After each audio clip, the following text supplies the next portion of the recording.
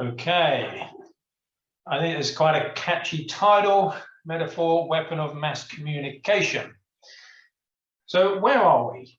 So you could say we're on a Titanic heading for an iceberg. Okay, that would be one metaphor to use. I think one that I find a little bit funnier, the sort of feeling we have. There's some really crazy things happening and not everyone's a little bit concerned. So the Titanic metaphor is quite apt because a lot of us can see something's not quite right and we've got choices. But what we have to do is we have to get the ship turned, because if we just do something really well that doesn't affect the ship turning, then effectively we're just going to be rearranging the deck chairs on the Titanic, which is a very good metaphor. So Aristotle said, the greatest thing by far is to be a master of metaphor. It is the one thing that cannot be learned from others, and it is also a sign of genius, since a good metaphor implies an intuitive perception of the similarity of the dissimilar. Now, Aristotle knew at a deep level just how powerful metaphors were and how they can really break through for people to understand concepts. So we always start by acknowledging ourselves. We're probably living in the most intense times in history. Let's appreciate the fact that we're still functioning. More importantly, we're working on solutions. And what we're facing is unfair, so we need to be kind to ourselves. And what we mean by unfair is if two people are having a conversation, in the current climate, both people think they're correct. The other person is unlikely, possible, but unlikely to consider that something is not going right with the communication. Okay, there's some reason why we're not listening to each other. And here's where we want to be able to listen and hear what they're saying and find a way to break through. Okay, so there's limited resources, so we're substance over style. And for simplicity of purpose, we're going to include similes, analogies, and metaphors under the banner of metaphor. Okay, we're really going to say we're not going to distinguish the difference of them, because for our purpose and how we want to use them, we're just going to use them all as metaphor. And obviously, we're going to look at what metaphor means in a moment. So just sit back, relax. It's being recorded. And of course, what will happen is, as we learn new things, we use the metaphor of the apple juice. You go to the store, you buy an apple juice that's got little bits in it, you shake it up, and nothing's clear, you can't see. But as time settles, the apple juice relaxes, and you can get to see things quite clearly. So metaphor. It's a thing regarded as representative or symbolic of something else. Poetically calling things something else. And really, information plus metaphor equals understanding. And of course, all the world's a stage, and all the men and women merely players. They have their exits and their entrances. That was William Shakespeare. That's, a metaphor for the world. A metaphor essentially states that one thing is another thing. It equates these two things not because they are actually the same, but for the sake of comparison or symbolism. And metaphors are not to be taken literally. Taking a pen to battle wouldn't work, or someone's not literally a black sheep. But we understand the structure, and then it really makes us understand what the message is. Metaphors are everywhere, and they're used to convey a meaning the reader can digest simply. And as we go through this, you'll see just how powerful they are. And when I reflect on, the origin of this project to now, the metaphors are one of the things that sticks out the most. You teach me, I forget. You show me, I remember. You involve me, I understand. So many of the early presentations, a lot of people say, oh, it's brilliant, this information is great. But they found trouble really using it, really, making a breakthrough. So the teaching part, so often we will forget what's going on. I mean, you can watch, how many presentations do you watch, on all the data on what's going on at the moment? and it's so hard to remember it all. But when you get shown something in certain pictures, certain metaphors, and they stick, and as you're about to see now, some of them really stick, they can have a really powerful effect. And that's why we want to understand metaphors, because when we start relating through them, and through a few stories we'll show you, you'll see just how powerful they are. And of course, to point on this, you involve me, I understand, that is where we started doing the exercises. As you recall through a lot of the presentations now, we have an exercise section at the end, and that's when you really sort of digest it at a deep level. So here's the thing, let's stop for a moment. From the presentation up to now, do you remember any of the descriptions of metaphor? Okay, all words, okay? But do you remember the Titanic analogy? Okay, this is the thing, and this is when we start to look at how we absorb information and what really sticks. You'll find that when you combine the information with a metaphor, it will really stick. So we're going to look at a lot of metaphors now. I think you're going to see this gradual trend that we're going to really start to work on information that can really stay in. So a while ago, we wrote a document called the Do's and Don'ts of Conversation. And we did an interview on it, and the interview was really well received. It's had like 36,000 views now, and the document, you know, I've been at places where I've been handed the document. And a lot of people, when they talk about it, they usually relate one or two things that they remember. And the most common thing that people remember is don't step in the ring, okay? Which is a very powerful metaphor, okay? We say don't step in the ring. We say be in their corner. Now, you remember when Rachel told us the story of when she went to the park and with the elderly lady. It was a very powerful story. When she was telling me that, she said, as she was being abused, she remembered, don't step in the ring. Okay, so that metaphor was the single thing that changed her behavior in that moment. And as you recall from the story, which I can tell again at the end, is that it had a profound effect in that that one thing changed her behavior, and that managed to get her to break through. And then she had a lovely sort of 20-30 minute conversation with that lady. If she hadn't have remembered that metaphor, it would have, you know, her behavior would have gone normal, you know, in those, and she had every right to get angry and respond. But that one metaphor caught her in that moment and stopped. And when you think about so many of the things and the stories we tell ourselves, nearly all of them will be metaphors. So really the elephant in the room, which again is a very, very powerful metaphor, is we could sit here all day and go through hundreds of slides and information, but the real key part is what parts of the information will you digest and what parts will actually change the behavior, because that's the really key part. Yeah, so it's really the elephant in the room is so powerful. And of course, we've got a lot of elephants in a lot of rooms at the moment. And what I think happens is that another great metaphor is that the conscious mind is what you see on the surface of an iceberg. The unconscious mind is what's under the water. I think a metaphor takes the information from the conscious to the unconscious mind. It's certainly been my experience. It's certainly one of the things it does. And this is really, how do we get the idea from our mind into someone else's mind? But I think it's even more profound. I think, how does the idea get embodied? And Candice talked about the unconscious mind actually being the body itself. This is why we have these feelings in our body when we think certain thoughts. So really the origin of a metaphor is actually very interesting. So metaphor comes from Greek, and meta is, you know, between and above, and phero is to carry. So effectively meta means to carry between, to carry across. And I think that's where they meant to carry across from sort of conscious understanding to deep embodiment. I think because a metaphor looks at the structure, you know, it's like this, and this thing you already know, the new information can use that as a pathway into your unconscious mind. And there's been so many examples of where people, what they've remembered, what we've said, they've just quoted a metaphor that we've used. And the eureka moment, again, is another powerful metaphor, is that I recall having many conversations with people talking about how those that believe in the narrative have really been, let down by their authorities.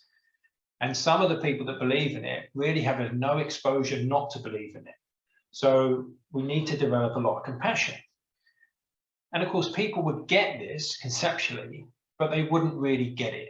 That makes sense. And there was a point where I found that when I was talking, it literally happened in front of me one day when I was talking to someone on Zoom. We were having a one-to-one, and I was telling them the story, and then they just went, "Oh, I get it." And there was this moment where you see them physically sort of shift. And even though they knew conceptually before, the same point, it wasn't anything new that they didn't know, but it went from conscious to unconscious, and then they shifted, okay? And again, I think that's where it's gone from the conscious to the unconscious mind. So models really are types of metaphors, and so much of this project, or certainly at least the things that are having the biggest effect, really are metaphors, yeah? And models and metaphors I kind of use interchangeably, and a model effectively will be a picture, but most of the time it will actually be a metaphor as well. So one of the most powerful metaphors we use is that if you're putting the tent up in the daytime, it should be relatively straightforward, depending on the complexity. But so much of having conversations with people over the last 2 years has literally been like putting a tent up in the dark. And it's certainly been my experience sort of before I restarted all the research was, at the first lockdown, I was just blindsided. I was just like, what the hell is going on? Why are people responding the way they are? And gradually, by understanding and research, talking to experts, suddenly got a torch. And then I was able to see what was going on in so many of the conversations. So then it wasn't in the dark anymore. So, a lot of conversations now, I can watch them go on and go, oh, I can see what's going on there. I can see why that's not working. And that's where so many of these models are really giving you torches to see certain things that are going on. That makes sense? So really, to look at the model, to understand it, to think about it, you start to get to see what you previously couldn't see. And of course, here's another very powerful metaphor that's on the course. And this is really using your conscious mind is the rider of a horse, and your unconscious mind is the horse. And then the question is, who has the last say about where you go? Is it the rider or is it the horse? Okay, and a lot of people might say, oh, it's the rider. But who has the last say? If the horse doesn't want to go where the rider wants it to go, it's going to be the horse. So when we see some of these other things, like we might desire to get here, but if we have a lot of resistance, we might just say, oh, I'm just going to go off and watch TV or eat some food or whatever. So really, what we consciously want to do and what we unconsciously feel compelled to do are not always going to be in alignment. Okay, so this was a very powerful metaphor that comes from Milton Erickson, I do believe. And of course, if the horse gets into discomfort, then it wants to move. And of course, you're seeing so much of the narrative at the moment is that they really are, people consciously will think one thing, but that's kind of irrelevant. It's what they unconsciously believe that's going to drive their behaviors. So one of the other powerful metaphors that we've used is the hotel of knowledge. And the reason that we designed this, because we've noticed that a lot of conversations that go on is that the person that was challenging the narrative would actually be called a conspiracy theorist pretty early on in the conversation. And one of the biggest reasons for that is that the person would use information that was too advanced, that was too much outside the person's awareness. You might call it off-piste information. And it would really shut down the conversation. So then we said, well, so then I tried telling people not to do that. It obviously had a little effect. And when we showed them this metaphor, people got it straight away. So the metaphor, the hotel of knowledge, is that if you imagine, the ground is the truth, and then over the years of reading and studying, you build up these layers and layers of truth as they go up. At the 5th floor is going to be some pretty advanced, complex knowledge. If you try to speak to someone, it's going to be very tough to digest conclusions as well. If you try to speak to someone who's, say, been watching, mainstream news or anything that is, subjective to not being quite so true, they might actually believe things that are not true. And of course, if you speak to them from the higher levels, then obviously there's going to be a complete disconnect. They're going to get triggered and they're going to call you a conspiracy theorist or any range of those subjects. So this one metaphor had a very powerful effect of changing people's behavior because they could see very quite clearly why that would happen. And even people that were very sort of, agitated could see why this was a problem. So it had a very powerful effect.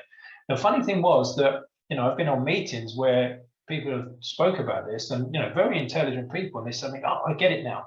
And then the whole meeting was talking through this one metaphor for a part of the meeting. It was very fascinating to watch because once you share a metaphor, it becomes a communication to which to speak through because, you're sharing, because what a metaphor can do is you can really say, I share that, I share that understanding, you want, and of course, what you want is when you're talking to someone that might have a very different understanding is you want to find common ground. You want to find the levels which you both can operate from. And obviously the truth level 1 truth ground here, you can see on the same level. And of course, if you speak from the 5th floor, more so like the penthouse, as Dan Aston Gregory said in one of his live things, people aren't going to be able to hear you because a lot of them haven't even walked into the entrance. So we can start with common ground. A lot of corruption exists. Something is not quite right. Policy is influenced by special interest. And we're going to find ourselves being able to relate to people that are on maybe, on the other side of the narrative. And this is where we can connect. Okay, so this metaphor really has a very good way of explaining this.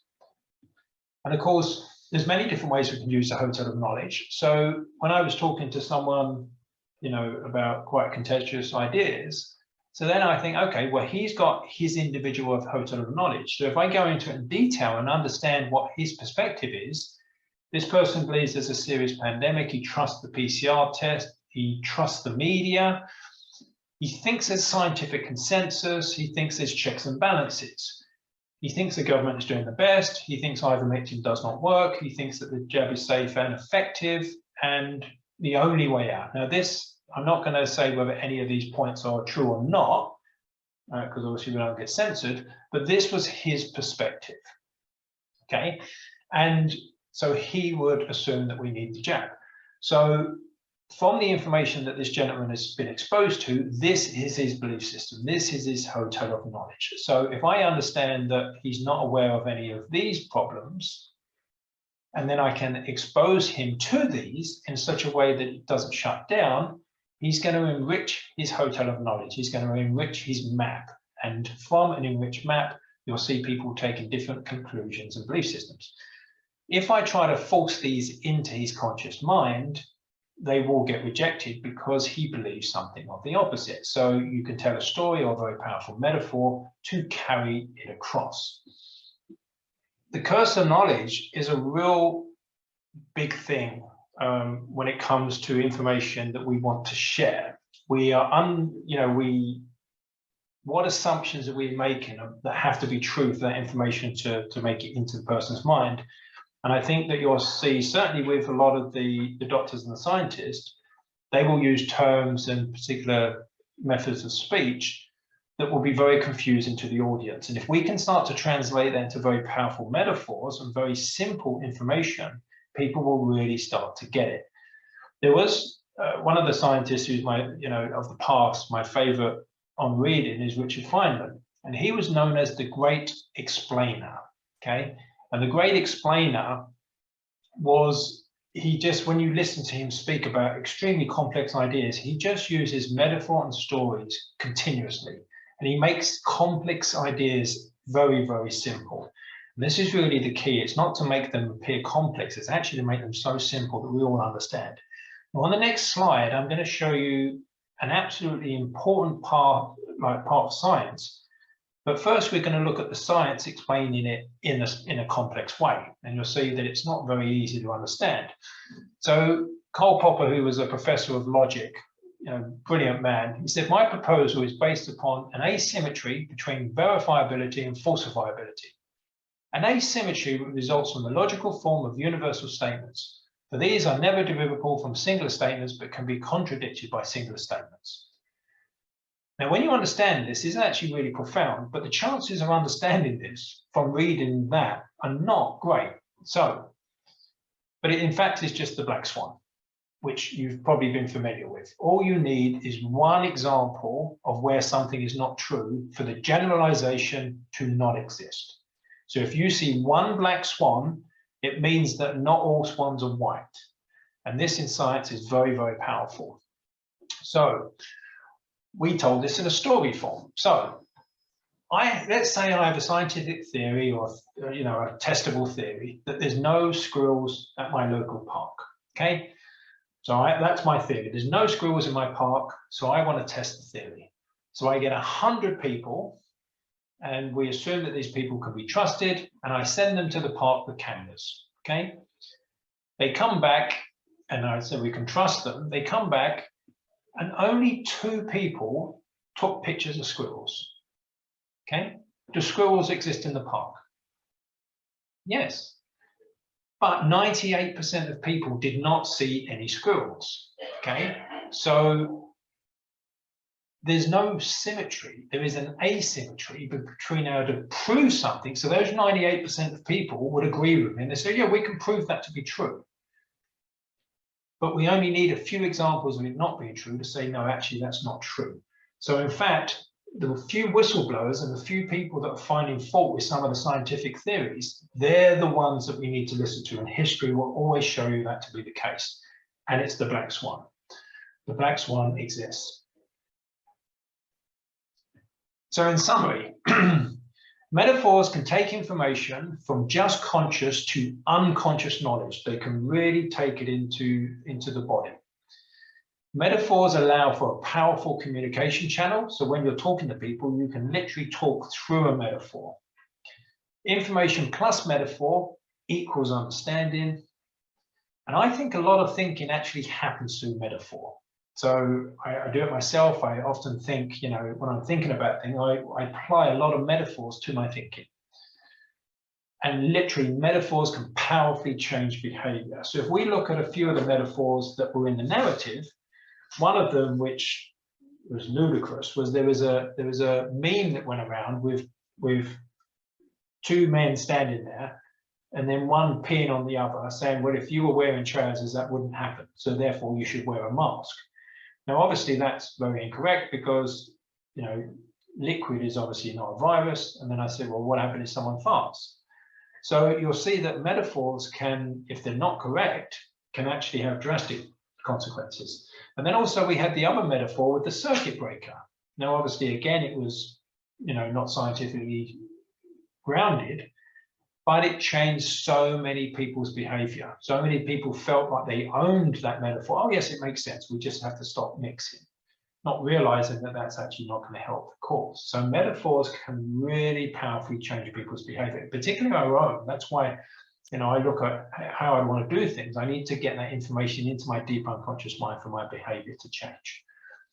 And for further study, I would read or listen to The Tall Lady with the Iceberg. It's an absolutely brilliant book. And there's just hundreds of examples of metaphor, when to use them, how powerful they are. It is brilliant. Okay, so obviously all the Zooms are currently free. If you'd like to help out, please go to the donation page, but there's lots of videos and information on the website now. And what we're going to do now is go into some question and answers on this topic, and then we will come back for the exercise.